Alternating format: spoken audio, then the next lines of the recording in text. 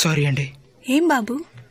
మీరు నన్ను ప్రేమించడం, నేను మిమ్మల్ని ప్రేమించడం, ఇదంతా కోర్టు, జడ్జి, వకీలు, ఇంటి ఓనరు వీళ్ళందరూ చెప్తేనే నీకు అర్థమైందా? ఆ రోజు నీ కాళ్ళ మీద పడి వేడుకున్నావుమా, అప్పుడు తెలియలేదు నా ప్రేమ. సారీ అండి,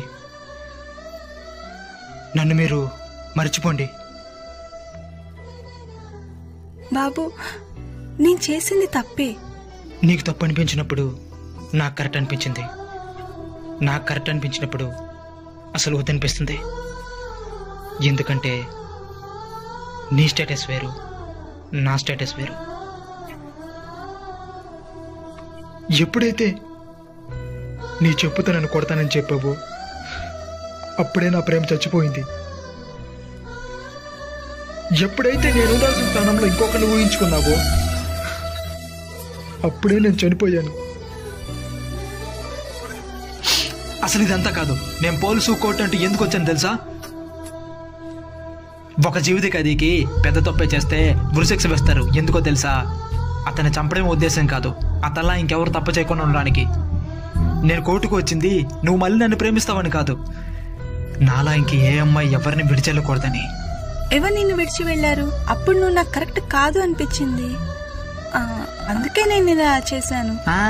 మీరు ఒక అబ్బాయిని ప్రేమిస్తారు, ఇంట్లో మీకోసం ఇంకో సంబంధం చూస్తారు, పెళ్లి చేసుకుని పాటలు పాడుతూ పడుతూ హాయిగా ఉంటారు. ఇక్కడ మా అబ్బాయిలు తను నన్ను విడిచి వెళ్ళిపోయిందే, నన్ను చీ కొట్టిందే అంటూ ఏడుస్తూ కూర్చోవాలా?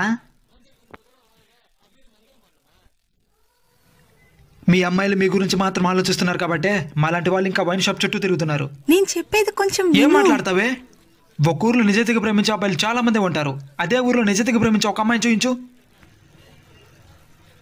ప్రేమికులంటే రోమియో జూలియట్, లైలా మజ్ను, సలీం అనార్కలి, దేవదాస్ భారవతి, అమరావతి అమరావతి, షాజహాన్ ముంతాజు, తొక్క తోలు వీళ్ళందరూ ఒకవైపు ఉంటే కోరి వచ్చిన ప్రేమ రిజెక్ట్ చేయడంలో మన ఇద్దరం ఉంటాం. ప్రతి ఒక్క అబ్బాయి తను ప్రేమించిన అమ్మాయి తన కళ్ళ ముందు ఉండాలనుకుంటాడు, కానీ ఇకపై నీ మొక్కని జన్మలో చూడకూడదు. నీకు తెలిసిందే కదా ఉమా, నాకు ఇంగ్లీషు నీ ఎంత తెలీదు, కానీ నాకు తెలిసిన ఇంగ్లీష్లో నీకు ఒక మాట చెప్తాను.